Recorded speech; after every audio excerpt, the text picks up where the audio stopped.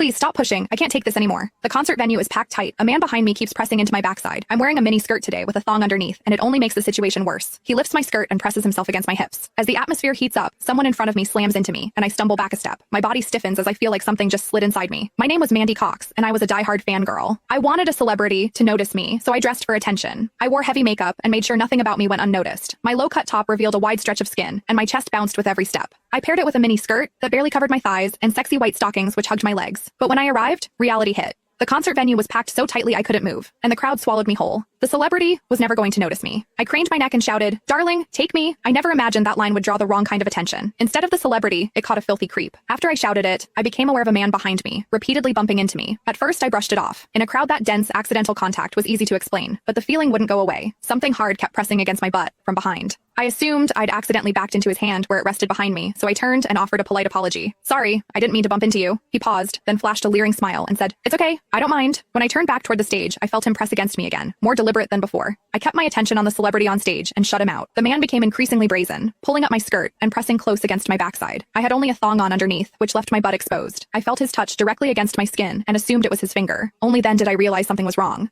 The pressure was warm and solid in a way a finger could never be. My mind lurched as the truth hit me. In the 20 years of my life, this was the first time a man had ever molested me. Fear surged through me, sharp and overwhelming, and my body reacted with an instinct to flee, but there was no way to move. The concert floor was packed wall to wall, leaving me stuck where I stood. I drew myself tight, bracing as if tension alone could keep the fear out. As I did, my hips closed around the man's so-called finger, trapping it between my cheeks. An unfamiliar sensation followed, and warmth rose to my face. What confused me was that I didn't recoil from it. There was a muted comfort to it, and against my will, it sparked a faint sense of expectation. The man behind me seemed to take it as a signal. He moved in closer, repeating the motion until the intrusion was unmistakable. I had lived a sheltered life as a college student, and now I was being toyed with by a stranger while surrounded by people. Shame surged within me without warning. I felt the urge to sob, but my throat closed, and my voice deserted me. Worse still, the pressure forced my thong inward and sent a restless, prickling discomfort through my body that wouldn't fade. A quiet, involuntary sound escaped me, and the embarrassment followed instantly. I gathered myself and strained to suppress it, holding it down until my throat tightened. The blaring music and the screams around me drowned everything out. With every eye fixed on the stage, no one was aware of what was happening to me. At the same time,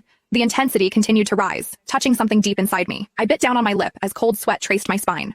My awareness was tipping back and forth between humiliation and a pleasure I couldn't bring myself to name. I knew I couldn't take it anymore if it continued, so I turned sharply to face the man behind me. "Please stop pushing. I can't take this anymore."